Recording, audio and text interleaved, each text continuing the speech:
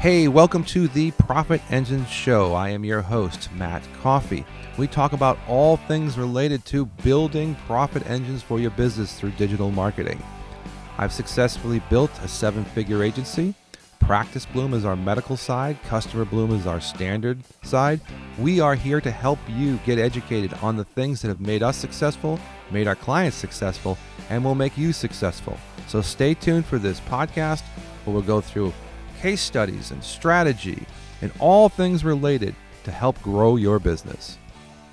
All right, so we have a really special episode today. We have Sir James King on with us, who's our social media expert. And also, James is one of the persons who's involved in a lot of the dialogue we have day-to-day with customers. And I think one of the most impressive things, let's say, about James is he gets it. He gets it right away. And we've been working with the Balloon Festival for the last 3 years. And in fact, what's really cool about it is I was lucky enough the first year that my band played at it. We warmed up for George Thorogood, right? And I got my shirt on, so I'm actually, and you've got the Balloon Festival shirt on, so we're kind of right in, right? So this is big numbers, right? So talk to me, James, about numbers here. Let's talk. Let people understand what we're talking about from just a global aspect about how big this festival is.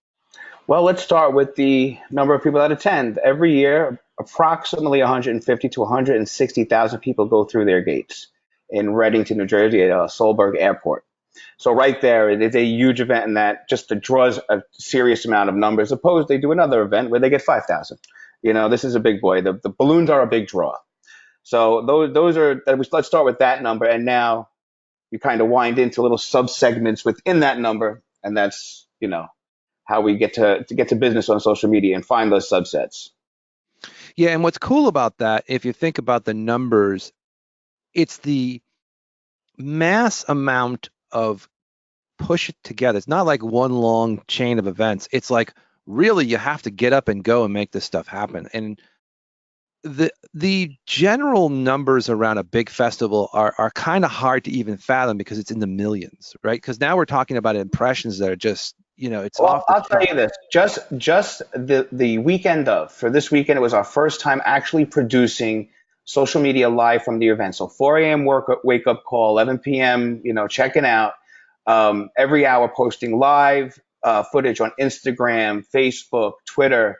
It was like producing the Olympics. That's what I told them. It was like producing the Olympics just that weekend alone, on social, on all the platforms, over 3 million impressions, reaching just over 1 million people. I literally are speaking to someone else about picking up another gig from what they saw on their feed. We just started chatting and mentioned we did the Balloon Festival. Like, you guys were doing that? And he goes, that was on my feed from Thursday to Sunday. I could not get rid of it. So it was, it was real. We were hearing it in real time too. So right. People at the festival were saying, you guys are out of control, but a good out of control. Right. Well, and that's the whole thing. So what this is about, and this is the subject of this podcast, is about the engagement. Because today, right, so if you want to run social media and you want to say, hey, I want to make a lot of money, and I know Facebook and Instagram are going to be and to some extent maybe Snapchat a little bit or some of the other tertiary platforms, but really Facebook and Instagram pushing real engagement today is where it's at. Yes, absolutely. It's real people. So the algorithms, specifically Instagram, they require you to have conversations. They require you to actually speak with people. Their algorithm is looking for that. So if you think you're just going to pop up a nice picture and write, having a great day and hashtag me, hashtag love, and that's it, forget about it. It's not going to work. I mean, that's just one of the elements, but yeah, you have to be a storyteller, right? And what we started to tell our clients now in 2019 more than ever is we have to find your voice, your tone, right? That's what engages people. You watch certain comedians, certain actors because of their tone, the way they speak, how they talk. Same goes for social. That's how you draw people in. This is serious stuff, because think about it. Whether you're a doctor, you're a garage door company, you're a oil sales company, all this stuff is people's attention, and every person has that phone stuck in their hand all day with their face looking down. We know that the attention's there. We know we can get to them, but it's not that. It's what they're doing, right? It's not just that sticking their face in their phone. It's about what they're engaged on. And that, we've had several high profile clients that have come to us recently with, let's say, requesting our help. And I always wonder if they really understand, after we even have these dialogues, what this really means. And it comes down to thinking through the process of having the things in, well, let's just say retargeting, and mechanically having, and we obviously use our world, it's profit engines, but in all worlds, it's really building funnels out. It's really building out structure and funnels, and not to build fear into it, but to build excitement and awareness, and drive it. And that might seem, sort of pedestrian for a lot of people to say, oh, of course we could do this, but really it's not simple. It is not simple. And especially to use, I mean, stay on Instagram, because everyone asks me what's the hot thing in social. It's not so much that it's a hot new thing, it's just a hot thing, is Instagram. You really have to build communities, right? Because that loyalty that you build from those great stories that you tell, it's when they're ready to purchase, when they're ready to get into the buying cycle, it sends a something that you've never seen before, not just somebody that needs to buy a service or a product, but someone that's already loyal to you without having ever making a transaction, right? So it's like your Right. buddy. Be a buddy coming to buy a slice from you and you own a pizzeria. Hey, Mike, how you doing? Here's a slice of pizza, $1. Hey, the wife's going out tonight. Let's go out and get a beer. You know what I'm saying? Like you're already in that kind of relationship status with the person if you do it correctly. And now, like you Right. said, explaining this to a business owner, even high profile, their eyes start to cross. They're like, oh boy. But that's how it's Right. done. That's how it's Right. done. Well, and the other thing that's important, is that we have another piece of the function, which is that we've got, um, all of this wrapped into trying to build strategy on top of this with messaging, right? Because it also comes down to offers and the messaging that sort of drives the wheel. Let's just say, because people aren't out there just to communicate with brands. They're out there because they want something, and if you can get the right offer, the right strategy. So let's talk about the numbers here, because I think people would be interested in finding out, the pure revenue, which is the thing that drives me, nuts when you look at the amount of.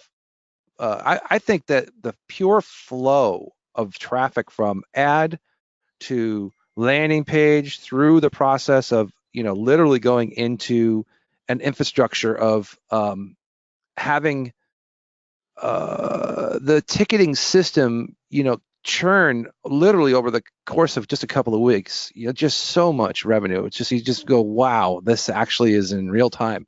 You're So watching talking a it. little. It's funny you say this. The 2 weeks going into the festival, it's like how can I say it? It's like Shark Week for me. People that are like a certain show or a certain program, I'm like hitting refresh to watch the sales go up, and it's amazing to watch. And it's from, like I said, we tell a story months leading in, starting the beginning of the year. This is an event that takes place the end of July. We start Mhm. at the beginning of the year telling the story. So this year was kind of like Kodak moments, and the way we position stories and bring the family and make a memory forever. That's what story we were trying to tell. And it's really a build up, getting a lot, funneling a ton of people onto your site, you know, and pixeling them. And then the 2, 3 weeks going into the event, that's how events work. People really don't pay attention until a couple of weeks out. They convert. You hit them with another message saying, here it is. And here's the beautiful videos and the beautiful photos and another story to tell of, taking a balloon ride or spending the day with your kids in the amusement park. And they buy in and you see it. So what were the numbers? Let's get into the real meat of Sure. the matter. So they made over 1,300 purchases were made, and let me just confirm that. Yep, over 1,300 purchases. Now, purchase can be 100 tickets per person, what have you. Um, they spent $9,000 over in a 7 month period. That generated almost $160,000, about $159,000 in change, right? With a 15-to-1 return. And all in, when everything was said and done, our marketing fees and everything else that was involved, they made an 11-to-1 return. So for every dollar they gave us, we gave them $11 back in business, which to me is a And home run.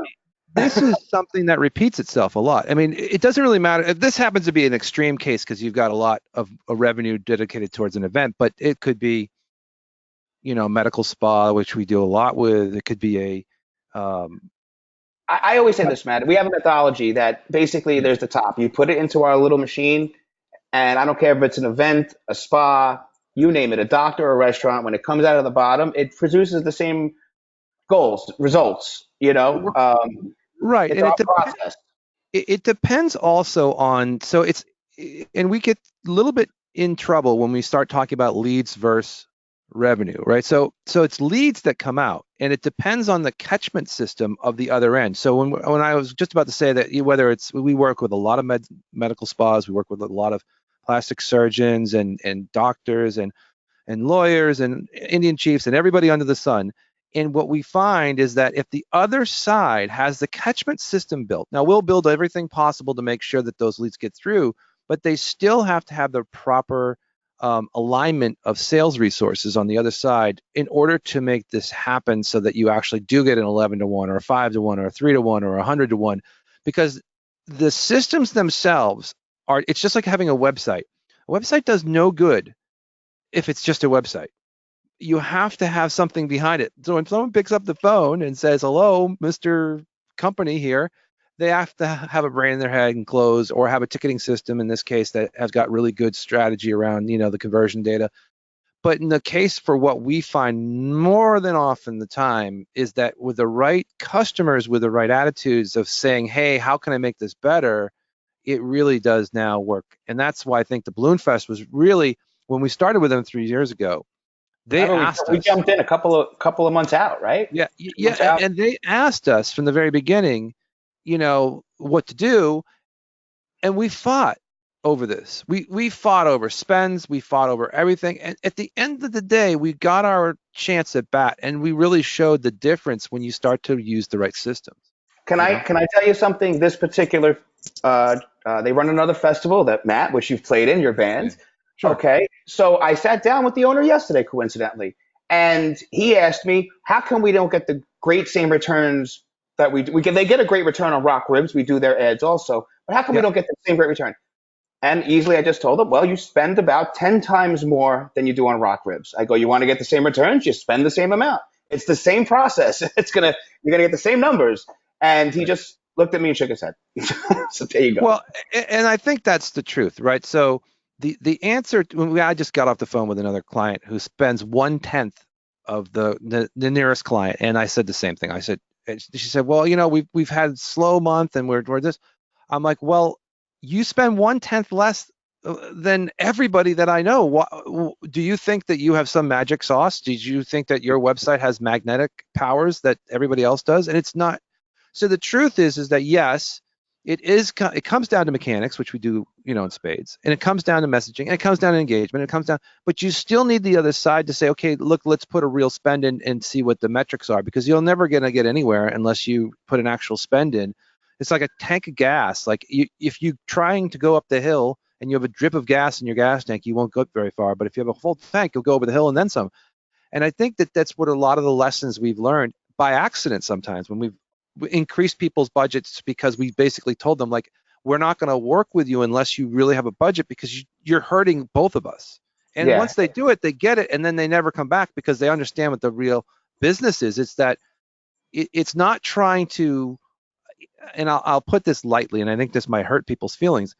Whoever has the most expensive customer wins, because what happens is that customer brings four other people behind them, and sure. that's what people don't see. Is this is the internet is like, especially internet marketing with Facebook and Instagram, it's like steroids. It's like the more you do, the bigger you get, and you have to realize the law of diminishing returns works very appropriately in scaling operations in this. And so, and I'm not saying to people, hey, you have to spend $1 billion, but really think about you can't shortcut this. There's no Well, shortcuts can I at tell you all.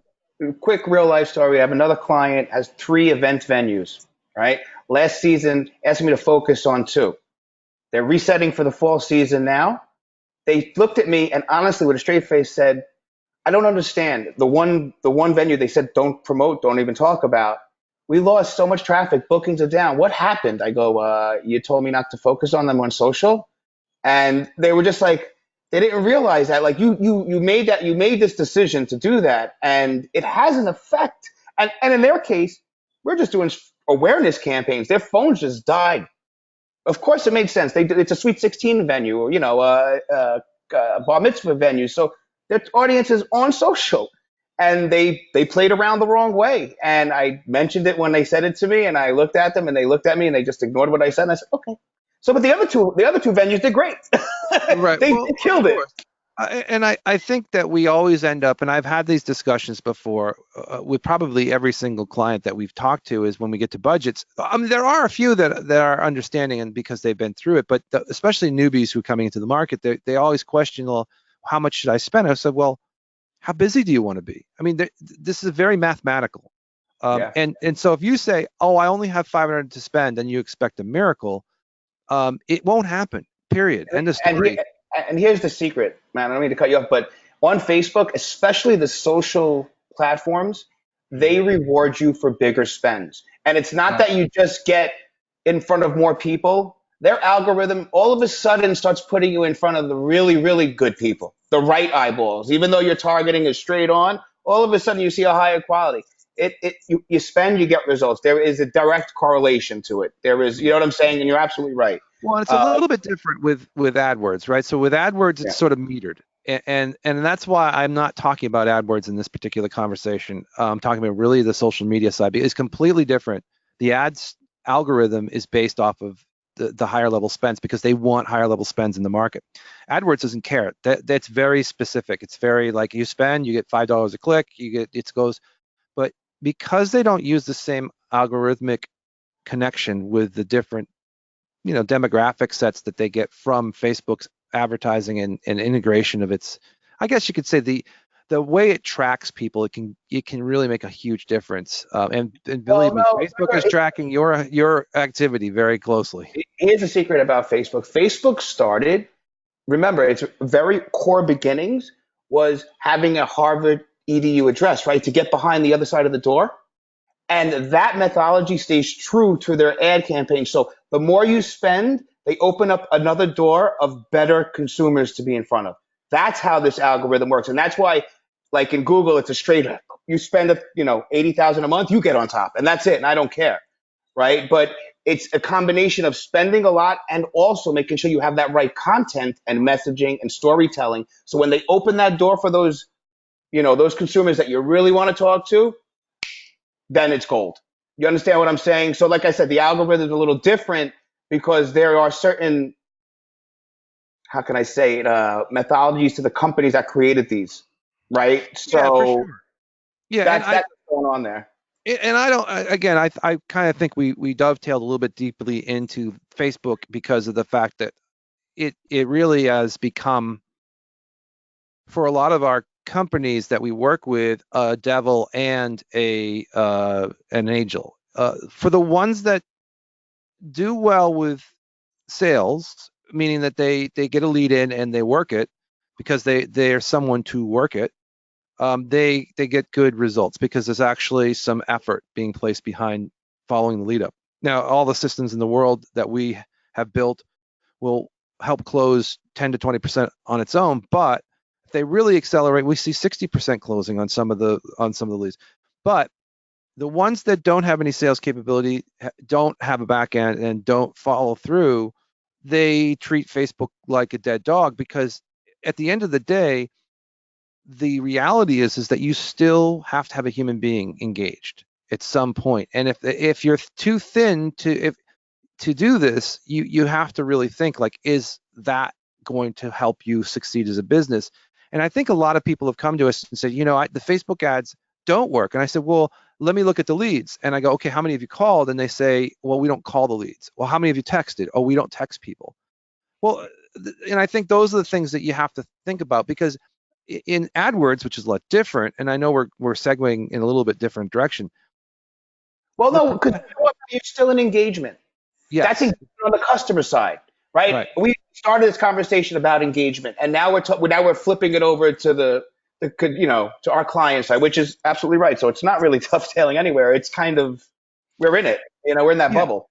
Yes, and engagement on the top end organically from the beginning, right, starts that whole process, and having communication skills all the way through, whether it's the ad sets or communicating through the direct engagement through Facebook or Instagram. and I was just trying to say that I think what we try and focus in on is when you get to a point where you're trying to make decisions on doing this, you have to be prepared to engage with the client. It's not an automatic machine that just you pull the lever and all these clients come out. There's still sales. There's still processes, and I think that's where a lot of people get confused with AdWords and so forth. You're talking about a different set of customers, and that's why I was saying it's not direct drive, and you pay a lot more on that other side for the per lead cost because of that, because it's just direct drive. But you can certainly margin out, just like we discussed with having 11-to-1 ROI on Facebook. You can't really do that in the other platforms at this structure. There's just no way to do it. No, no, you can't. I mean, but it's such a big world. I mean, every year we do this event, every year has gotten better. This has been our best year by far, overall, organically and paid wise. It all played, it all worked together. It's been a success. The owner loves it. Howard, it's going to be more money next year. Yeah. Just letting you know, heads up. But it's well earned. You know what I'm saying? We do well. As I say, I think every year, and this is a good time to wrap this up. But every year we see the numbers go up. Every year it's a record-breaking year, and I think as the creek doesn't rise and we don't get flooded out with a rainstorm, everything should be fine. But the reality is that the market is shifting into Instagram. You've got to play in that space. You have to have a good size spend in Facebook to really leverage that platform. It's just you've got to think and a good size spend doesn't mean millions of dollars. It's 1,000 or greater. Pretty much that's where you should think about where you should be spending, at least in Facebook, to start to really drive the algorithm to give you what you want, which is you can get right on top of the whole stream and be in the consciousness of your audience. Correct. Instagram is the play, and be prepared to spend a lot of time, a lot of energy, and a lot of resources. Our team, what I'm working on right now, just to be honest, before we go, is it's an all-in kind of thing where we do everything, and also one where there's a shared responsibility. And it's not a bad thing to have the client engage with you in this type of approach. Right? Let them be, because it's all communication. Let the engagement start at the top of the funnel with their team along with our team. So by the time it gets down to the bottom and the sale's about to be made, it isn't throwing, opening the door and just throwing something in and say, all right, catch it, and they're like, what? And I think clients shouldn't be afraid to work with their agency or to help ask us if that's what you do. Of course, we certainly can teach you or coach you through this and explain how to do it on your own. But the reality is that have somebody help you through the roadmap here, because it's coming. I mean, your competitors are out there, and this isn't trying to build fear into the market, but it's coming. I cannot explain how fast that the market is getting educated, and what's going to happen is that pretty soon Facebook will be done. Instagram will come up as sort of like you have to be on Instagram, and it's already changing. So you have to think. Play where your best yield is, and LinkedIn and YouTube are wide open right now, which is another channel, and Instagram stories are wide open. Get those. So there's places to be. Just you have to have somebody help you organize it. Basically, be ready to become your own media company. Be ready to be the man on the street. That's right. I am CBS. I am NBC. Be that person. Or have somebody help you. I mean, don't be afraid to ask somebody, right? Or us or some other environment. Do it. Do your due diligence. But anyway, so James, thank you so much. And we look forward to another. Hopefully, we'll have another one in between here with some more success stories before the next Balloon Festival. Got it. Thank you again for listening. Hey, this is one last chance to get you to take action. If you need help, we are here. You can certainly go to one of our agencies. PracticeBloom.com is the #1 spot for medical marketing if you need help with that. Or if you are a general business, you can go to CustomerBloom.com. You can always reach me directly, Matt, MATT.coffee, COFFY, at CustomerBloom.com. Happy to have anybody come and ask me any questions. We are here to support your journey and to help build your business.